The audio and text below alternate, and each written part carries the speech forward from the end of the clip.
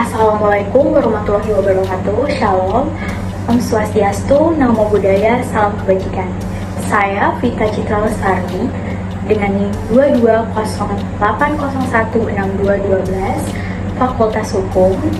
Pada video ini, saya akan menjelaskan dan memberikan contoh pada nilai-nilai yang terkandung dalam konstitusi suatu negara, yaitu negara kita, Indonesia.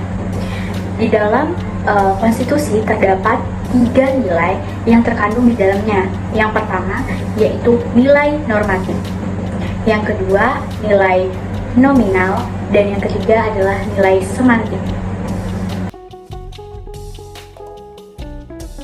Yang pertama ada nilai normatif.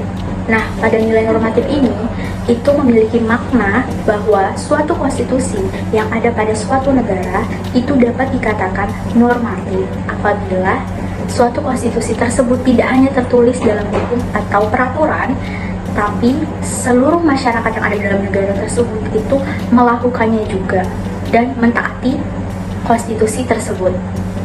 Memang harus diakui bahwa dalam Undang-Undang Dasar 1945 dalam pelaksanaannya masih dikatakan belum sempurna.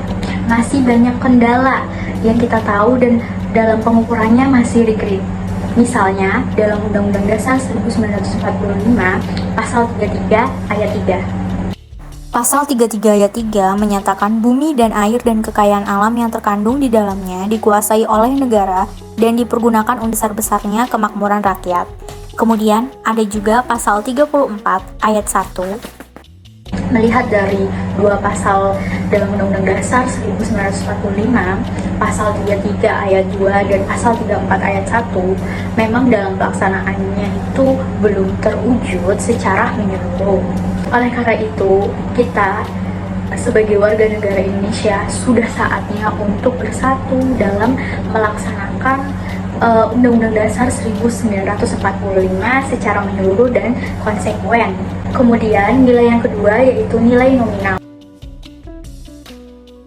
di mana nilai nominal itu sendiri memiliki makna bahwa suatu konstitusi dapat dikatakan sebagai nominal apabila konstitusi tersebut hanya dilakukan oleh para penguasa. Seperti yang kita tahu dalam Undang-Undang Dasar 1945 tampaknya menganut nilai nominal karena tidak semua pasal pada kenyataannya dilakukan secara menyeluruh dan konsekuen.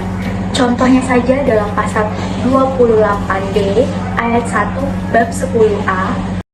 Pasal 28D ayat 1, setiap orang berhak atas pengakuan, jaminan, perlindungan, dan kepastian hukum yang adil serta perlakuan yang sama di hadapan hukum.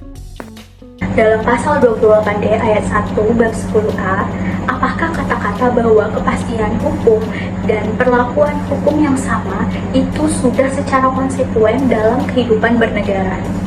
Oleh karena itu, dalam Undang-Undang Dasar 1945, jika ingin diubah menjadi nilai nominal, maka harus sesuai dengan dasein dan dasolen dalam pelaksanaannya di kehidupan bernegara sehari-hari. Nilai yang ketiga adalah nilai semantik, di mana suatu konstitusi dapat dikatakan memiliki nilai semantik apabila konstitusi tersebut hanya menjadi jargon oleh penguasa untuk mempertahankan kekuasaannya saja. Contohnya saja, pada masa Orde Lama yang ditentukan dalam Undang-Undang Dasar 1945 Pasal 23 ayat 1 menyebutkan bahwa Pasal 23 ayat 1 menyebutkan bahwa APBN pada setiap tahunnya ditetapkan dengan undang-undang dibuat Presiden bersama-sama dengan DPR. Dan dalam penjelasan Undang-Undang 1945 ditetapkan bahwa DPR adalah kuat dan sejajar dengan Presiden. Akan tetapi, sehubung dengan penetapan APBN tahun 1960, eksekutif mengajukan sebesar 45 miliar, sedangkan fraksi-fraksi di DPR membatasi sekitar 36-38 miliar. Akhirnya, Presiden melalui Penpres nomor 3 tahun 1960 tanggal 5 Maret 1960 menghentikan kegiatan DPR tersebut. Dalam kenyataannya, hanya sekedar untuk memberi bentuk dari tempat yang telah ada dan untuk melaksanakan kekuasaan politik.